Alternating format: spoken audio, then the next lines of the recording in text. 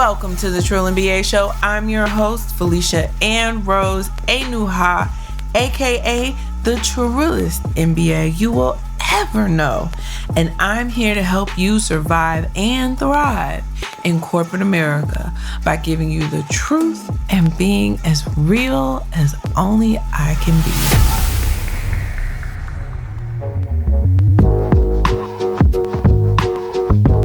Welcome back to the show, everybody. Happy Sunday.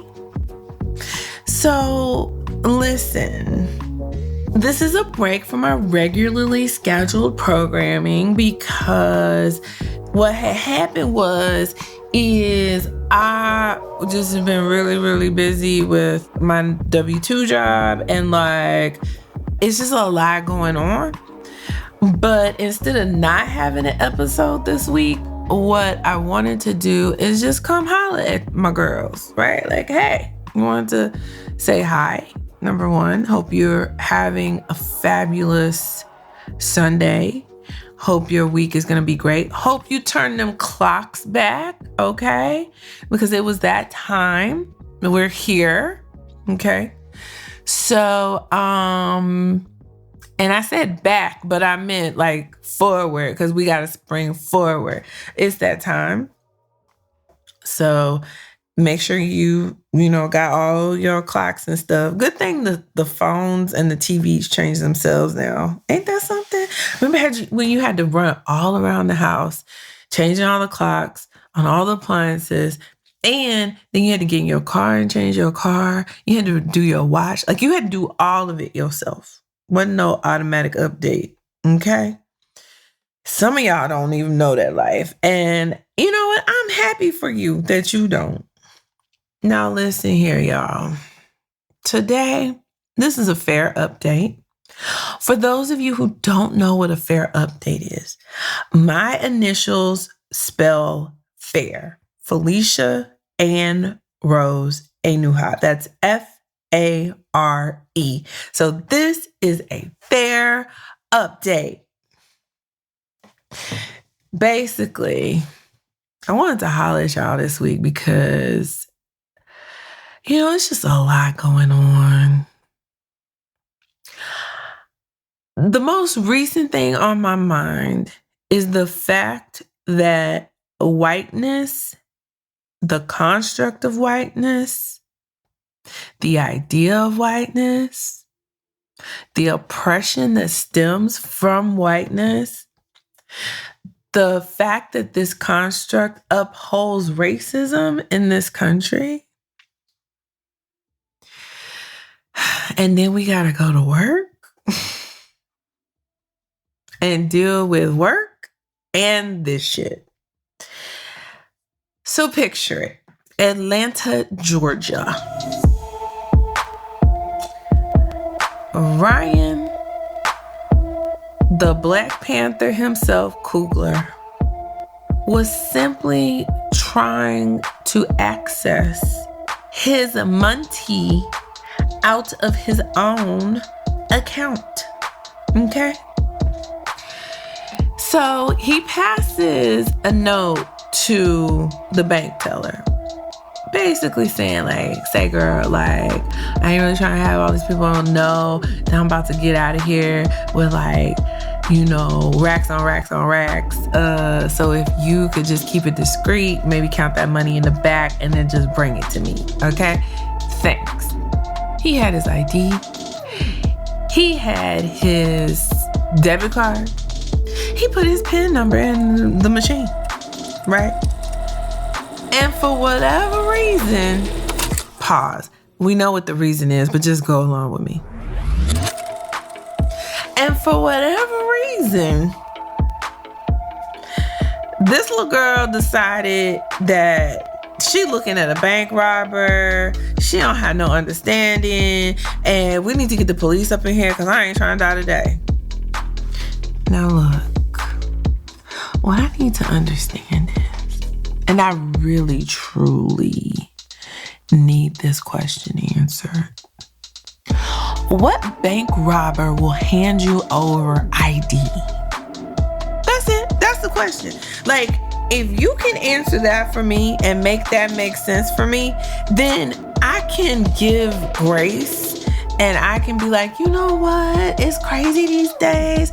I get it. Okay, yeah, a bank robber hands over his ID to try to trick or give me something. Because right now, I have nothing. I have nothing but anger. And let me tell y'all why I'm angry. Here's why I'm angry. A lot of us believe that no. We believe it because we've been taught.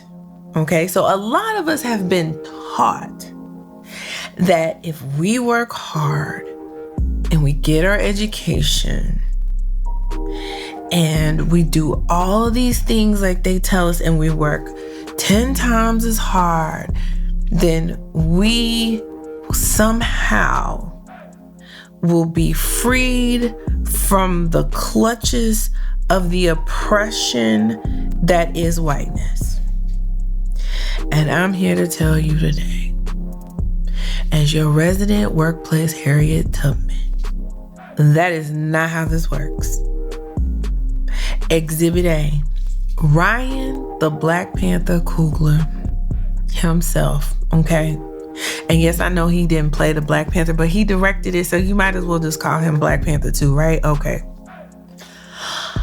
What I'm saying is, this man has millions of dollars. And if he wants to take out thousands from those millions, then there should be no fucking questions asked. He had the ID, he had the debit card, he had the PIN. If somebody was that good to impersonate him and defraud the bank and steal the money, so be it. Shit happens. That's why you got that FDIC, that insurance and all that whoop-de-whoop. Like, if y'all haven't seen this, I'll try to find the link to share. So today I saw the cop camera footage from their cameras that the cops wear. And this man was completely blindsided. He's standing there wondering why it's taking so long to get his money. He looking around. Of course he's nervous because in his mind, I'm withdrawing a large amount of money and I don't want somebody to knock me upside my head and take my money. I worked hard for this money. So hard for it, honey. He worked hard for the money.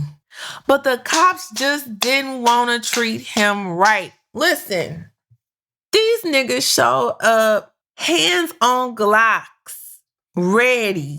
This man was like, all I heard was Glocks being pulled on me. And that's what it looked like happened. Like, he had his back to the one cop, and then the cop where you see the cop camera that captures all of that scene is like bum rushing. So he looking like, whoa, what is happening? Like, he looks afraid, as he should, because these niggas pull guns out on this man for no reason at all. Y'all, I don't know, y'all. I ain't got no answers, because if you rich and black, if you poor and black, if you smart and black, if you dumb and black, if you mediocre and black, if you black excellence and black. Okay, I know that was redundant, but just go with me. Your life's still in danger. The moment you make somebody uncomfortable, it could be lights out. Bye-bye, motherfucker. Like, I don't know what the do different is, because I literally have done the same thing as Ryan Coogler. Now, not as often and not have as much left after the withdrawal, but definitely have gotten cashier's checks to make purchases of property or vehicles or whatever, right? Like, oh my God. And I know that happened at Bank of America. But when I tell y'all, I've been treated bad by one of the banking institutions I bank with. Is a big one, like these other ones. I won't name them because I don't need no shit right now. But I'll never forget, I had these 2 checks that I had got. And they were both 5-figure checks. And I was in my racist little hometown. So that's problem number 1. Now I went through the drive-thru. So I'm just trying to make a deposit, my nigga. Like, I'm not trying to take no money out. I'm trying to get money in. So basically, the teller's like, okay, just hold on. We just have to do blah, blah, blah. I'm like, okay, I understand. Because I know it's, I ain't got that exactly in there. I mean, I had some ducats in the account, but I ain't had that. So I was just like, I get it. I don't have it to cover it all. So I got to, wait. Y'all got to make some phone calls. Whoop-de-woo, blase, blase. The problem was these 2 checks were from like a well-known organization. That's all I can say. So there really shouldn't have been no questions. And I sat there and I waited. And I seen the little woman run to the back, come back. And then she run back there, and then she come back. And then she got on the phone. And she was on the phone for a while. Then she run back. I don't know what the fuck this bitch was doing. I'm just like, hurry up. I'm hungry. I'm about to go to Chick-fil-A. Y'all fucking with me. And sure enough, this woman comes back and she says, yeah, we have to put these on a 7-day hold.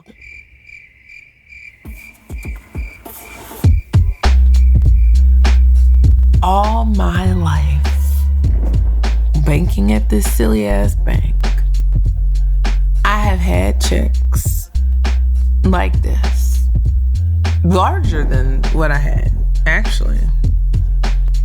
And that's not to brag, that's just to say, like, I need motherfuckers to be consistent. So it'd be different if every time I had a 5-figure check, y'all put a 7-day hold. The most hold I've ever had on a check was 3 days. So I was like, this don't make sense. Why you holding my money when I got shit to do? And it was like close to Thanksgiving. So like with 7 business days and a holiday, it ended up being more like 12 days, like almost 2 weeks. And not just 7 days, but it's 7 business days. So, of course, Harriet came out and she was like, not today, Jesus, not today. So I get to calling and I want an investigation. I want my money, it needs to be there now. It's one thing for 3-day hold, but or even 5-day hold, but 7 whole days. I'm not Tony Braxton, okay? So long story short, I get this Latina woman on the phone. And this is after 3-4 days, which is halfway through this whole period. So I get her on the phone and I said, how long have I been banking with this bank? And she was like, oh, it looks like you've been banking with this bank since the 90s. I'm like, exactly. It's 2020. I've been banking with this bank for more than 20 years at this point, 25 years almost. Have I ever bounced a check? Have I ever had an overdraft? Have I ever done anything to make you think? Have I ever tried to cash a check that didn't go through? Now, do you see who wrote this check? And you see my account? Do you see I got other checks from them too? Okay. So help me understand why there is a 7-day hold on my check. I said, no. Before you even start, let me explain it to you. That white lady that helped me and was mean mugging at the checks and mad and looking at my account and looking back at me and looking in my account and looking back at me and was mad. You know why she was mad? Because most likely the sum of those two checks was probably her salary for the year. That's why. So how dare my little black ass come to this bank and try to deposit this money? Who the fuck do I think I am? That's the problem. And yeah, I told her pretty much just like that. I might have left out some cuss words. You know, sometimes I retell these stories and it be the shit in my head come out too. And it make it seem like I'm more ignorant than I am, but I'm not. But this is my podcast. I can be as ignorant as I want to. But that was my ADD side note. Back to the story. All right. So she was like, you know what, ma'am? I'm looking at your account and I'm going to take on the risk and I'm going to clear these checks. I was like, ma'am, is there really any risk? She said, well, if the checks don't clear, I could get in trouble, blah, blah, blah. And I was like, ma'am, what do you think the odds of that are? I've never had a check not clear. She's like, yeah, I see that. And she said, I'm looking at this. Here's my thought process. I see you've been with the bank a very long time. You've never had any issues. You've never had a check not clear. You've never had an overdraft. And she said, ma'am, I'm going to go ahead and do this. This is like, that should have been the thought process. That should have been what was done. I'm going to authorize these checks to go through. You'll have the money in your account by the end of business today. Y'all, I legit started crying because like this denial of just basic humanity. Like when you deny me the same courtesies that you give other people, you have now denied my humanity. You have somehow now deemed me not worthy of just common general courtesy. And why? What does that do for you or anybody else to deny me my humanity when I have done absolutely nothing wrong or to you? I just cannot comprehend why this continues to happen. And I know you're probably saying, okay, Felicia, this was nice and all, but I come here for these tips. Like, I come here, you know, to get these nuggets so I can, like, try to get promoted. Here's why I'm telling this today, or why this is on my mind, and this is a part of this update. There will not be a time in your career that your humanity will not be denied. Let me say that again so you get it. There will not be a time in your career. So like your career goes on year after year after year. Pretty much at least once a year, if not more. Or if you're working for some dumbass fuck, like there's going to be this constant battle for our humanity in these spaces.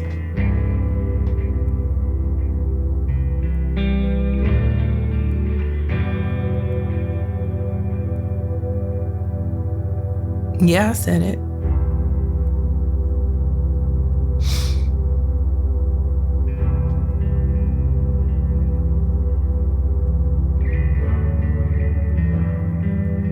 I'm trying not to cry because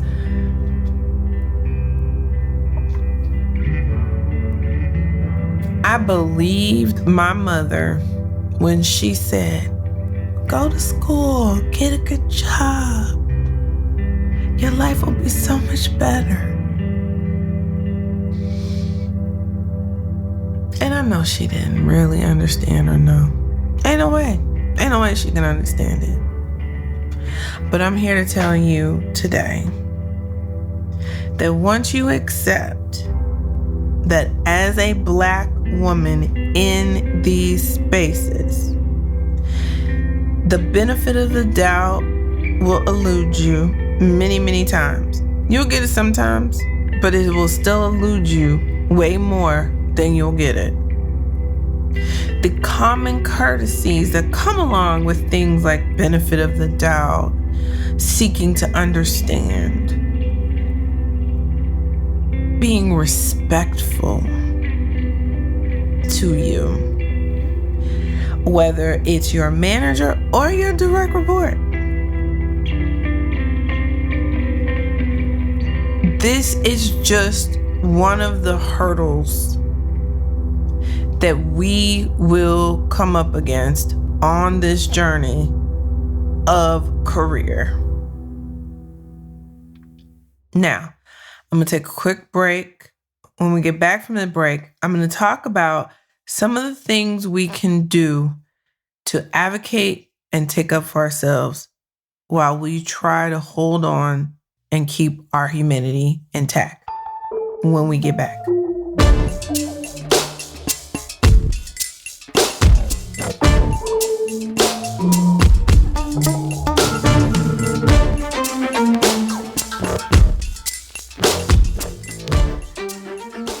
Okay, we're back from the break. All right, guys. I didn't really plan this episode out, so just ride with me, okay?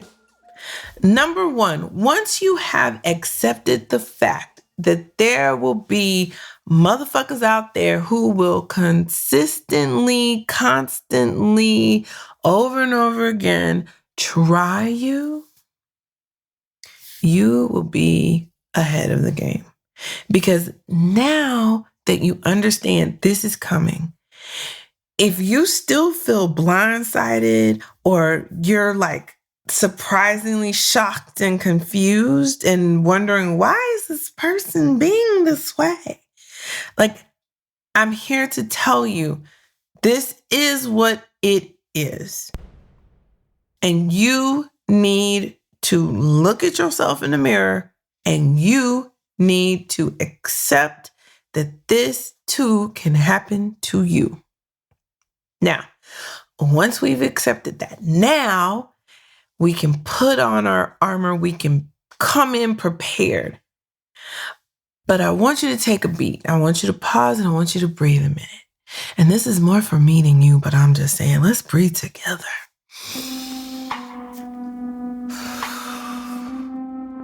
Okay. Once you understand that, the other thing you need to understand is that you cannot match that energy. No, you can't. It's not going to work for you. Why? Why doesn't it work? Well, a couple things. The first thing is, unfortunately, we can be made to be uncomfortable. But what we cannot do is turn around and make them uncomfortable, because that's detrimental to us. I didn't say it was right. I didn't say it was fair. Quite frankly, I'm saying this is some bullshit and this is stupid. But even stupid things have real impact on our lives if we let them. So how do you respond in the workplace when someone has been unkind, tried to deny you your humanity, be less than human to you, and it seems very intentionally? What do you do? Well, the first thing you want to do is pause, take a breath, walk away. Don't let nothing come out your mouth that you haven't thought through and controlled and really did the strategy on what is this going to get me if I say this? If I respond in this way, what happens after that?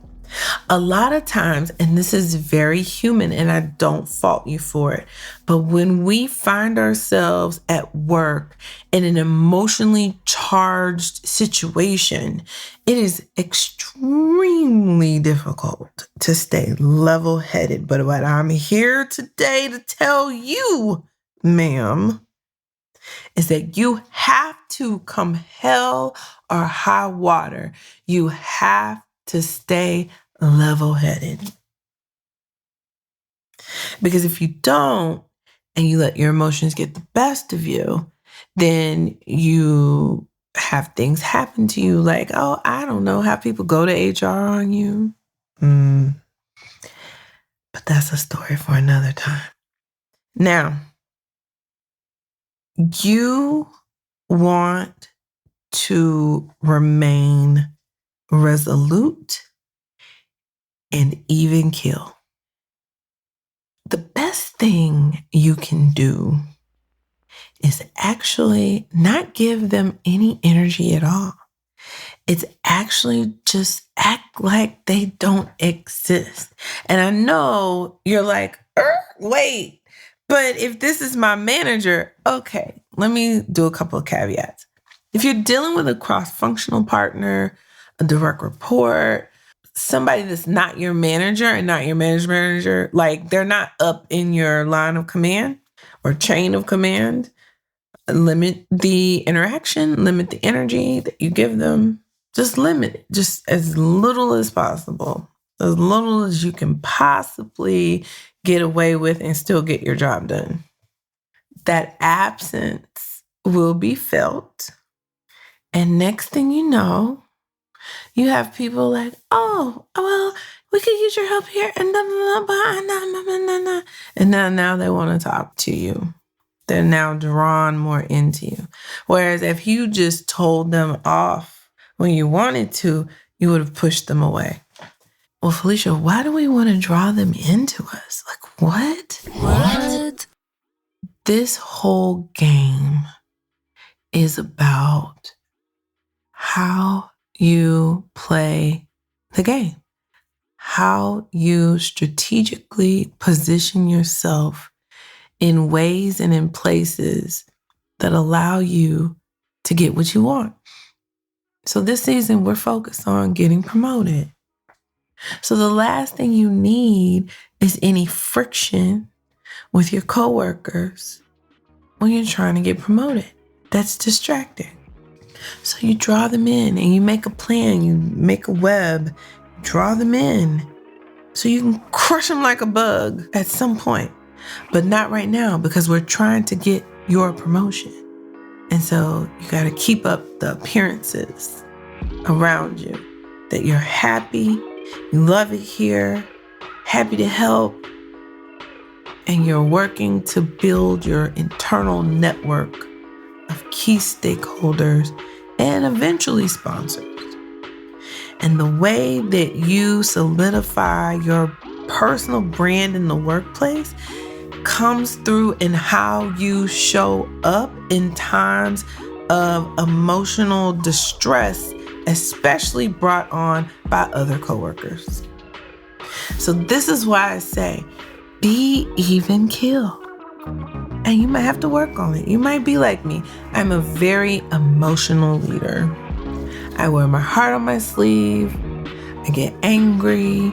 My face has expressions of its own. It rolls its eyes. I can't stop this bitch from rolling her eyes. I gotta work on it. It's so hard. Because when people say stupid things, I just want to roll my eyes. Ugh. If you feel me, it's okay. I get it. But here's the deal. You cannot allow your emotions to dictate your response to situations at work. You have to get in control of your emotions at work. Now, every job is different. Every culture is different. So you are going to have to do the due diligence and look around at your coworkers. Listen to the sound bites and what people say about them. See who can help you be that accountability partner as you're working through what could be difficult situations and difficult conversations, to make sure that you stay even keel. You don't allow this heifer to upset you, and you can converse with them just like you can anybody else, any other coworker, whether they report directly into you or they're on your team or you barely interact with them and you're just trying to, get a project done or what have you. No matter what the circumstances is, no matter what the situation, you have to show up, even kill. I don't really have no answer on how to do that exactly because I'm still working on it, girl. I will let you know as soon as I find out, okay?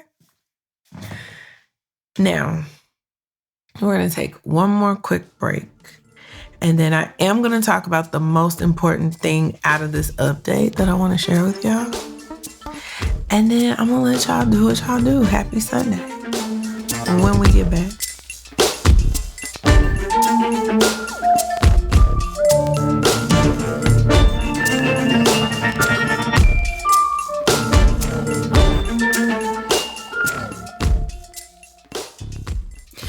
All right, we are back and I'm about to wrap up this update. I hope this is helpful.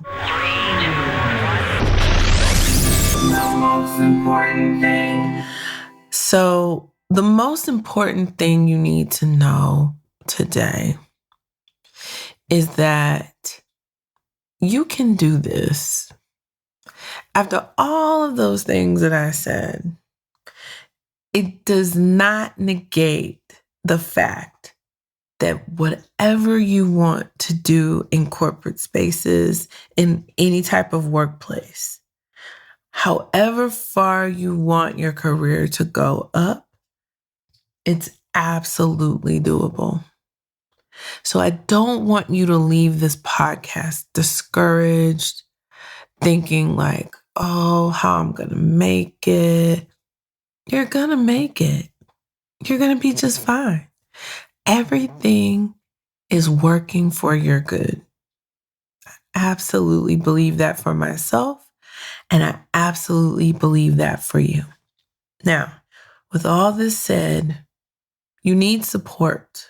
You need help. So I've got 2 suggestions for you. Number 1, I want you, if you don't already have one, I want you to get a therapist and get into therapy. Like, this shit in corporate is stressful as fuck. And it's hard. And we as Black women, we need all the support we can get because these workplaces take the word try in it to a whole new level. And having just an hour for yourself is so needed, warranted, deserved. Like, it will be game changer. You'll be a better partner. You'll be a better spouse. You'll be a better mother. You'll be a better aunt. Like, you'll just be a better you if you process some of this shit and get it off your back. Because how many of us have PTSD from our previous employers and previous managers? I mean, there are times where I legit panic and forget where exactly I am and that I'm going to be just fine. But like something will trigger one of those memories that I've like tried to throw away and lock away the key. Girl, let me tell you, when you are meant to learn this lesson, you will learn the lesson. That's just the facts. You can't really speed it up. Can't slow it down, really. If it's meant for you to learn, you will learn it. Period. So, I hope this has been helpful. I hope you leave here feeling encouraged and not discouraged. Just because at this point in time, there's a certain reality. Doesn't mean at this point in time next year, it will be a whole different reality. So I want you to reflect on that. And as always, if you need some advice or help with a workplace dilemma, you can get a coaching session with me. You can go on the website, trillandba.com/coaching, and schedule a 45-minute consultation with me to talk about your specific work situation. Now, I will say, if you don't want that, but you do have some questions, you can always email me at ask@trillandba.com, and I will be happy to answer your question or, address your concern and make sure you have what you need. Now, if you have an issue and I don't know how to solve it or I don't have the answer, I will connect you with somebody in my network who does.